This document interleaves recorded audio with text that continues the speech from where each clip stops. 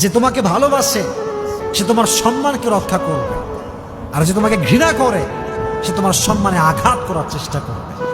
এজন্য যেই পুরুষ নারীর সতীত্ব নিয়ে ছিনিমিনি খেলে সে কি আসলে ভালো মানুষ না ধোঁকাবাজ? ভালো মানুষ না ধোঁকাবাজ? এজন্য আমার বোনদের কাছে আমার দুটো হাত জোর করে আবেদন করছি, this is my request, my sisters, don't lose your virginity to make someone happy. কোন পুরুষকে সুখী করবার জন্য সতীত্ব নষ্ট করবেন।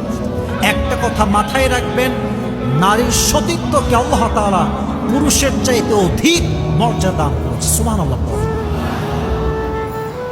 আর একটা কথা যুবকরা সবসময় মাথায় রাখবা, একজন পুরুষ যাকে বিয়ে করবে সে চায় তার জীবনের নারীর অতীত সুন্দর হোক।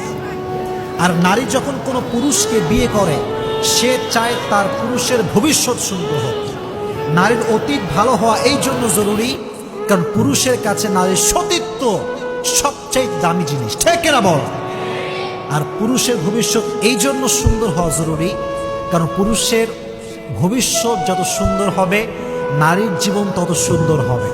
পুরুষের ভবিষ্যৎ যত সুন্দর হবে নারীর সন্তানের ভবিষ্যৎ তত বেশি সুন্দর হবে। কারণ পুরো অর্থনৈতিক ব্যবস্থা এটা কি নারী মেইনটেইন করে না পুরুষ মেইনটেইন করে?